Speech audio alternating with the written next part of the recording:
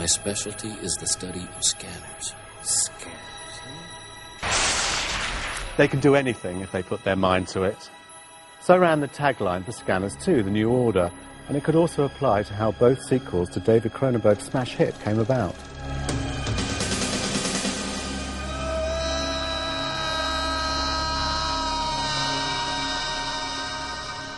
Scanners had debuted in the prestigious #1 box office slot when it opened in America in 1981.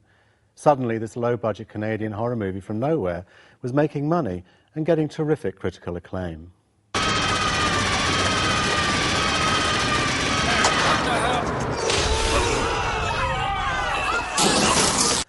These were the early days of the video revolution too, and when Scanners first appeared on that format, it garnered even more widespread success and word of mouth, especially in Sweden.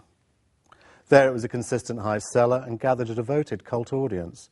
So much so, the Scandinavian video distributor contacted producer Pierre David and literally begged him to make a sequel.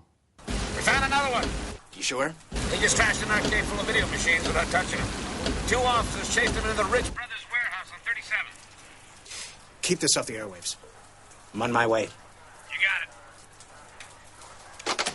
The result of that telephone call was David producing 2 sequels shot back-to-back from late 1989, with Scanners 2 focusing on the son of Cameron Vale and Kim Obrist, the scanner characters from Cronenberg's original. David!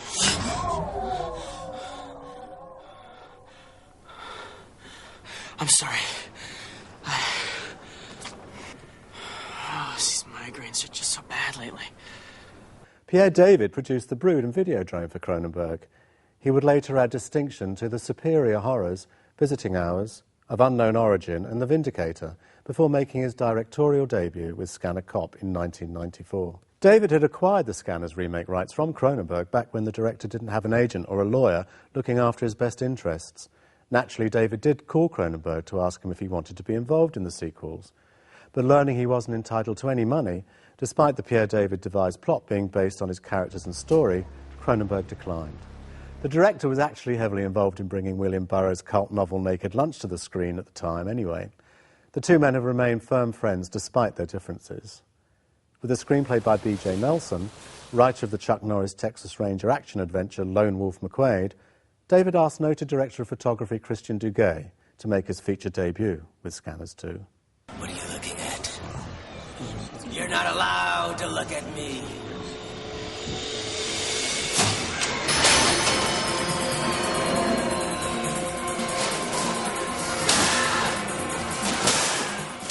Duguay had been directing episodes of the popular French-Canadian television series Crossbow, The Adventures of William Tell, and felt he could bring his own brand of insanity to what he saw as a basic good versus evil story.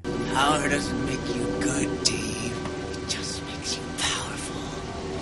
And it makes me hungry. He brings a moody, pyrotechnic style to Scanners 2, shown to good effect in the explosive opening with villain Peter Drack going berserk in a video arcade, sending guards flying through the air and blowing the entire place up. With this turbo-driven beginning, Duguay serves notice that the film you're about to see is uniquely his in the high-action department.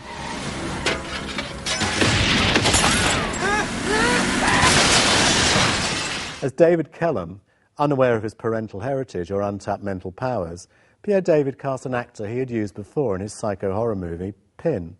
David Hewlett would go on to appear in all 3 films directed by his best school friend, Vincenzo Natali, Cube, Cypher and Nothing, before becoming a staple character on the Stargate television series and its Atlantis spin-off. David only realises the true force of his psychic abilities when his girlfriend Alice comes under attack by convenience store raiders.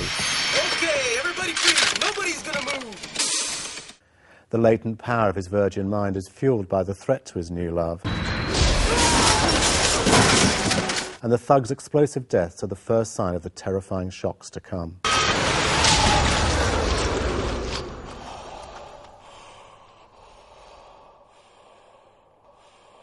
Playing David's long-lost sister, Julie Vale, is Deborah Raffin, star of Once Is Not Enough and the Larry Cohen-directed cult movie God Told Me To. Scanners 2 marks a rare movie appearance by Raffin after losing the part of Sandy to Olivia Newton-John in the musical blockbuster Grease. Don't scan me. I don't like it. Ask and I'll tell you.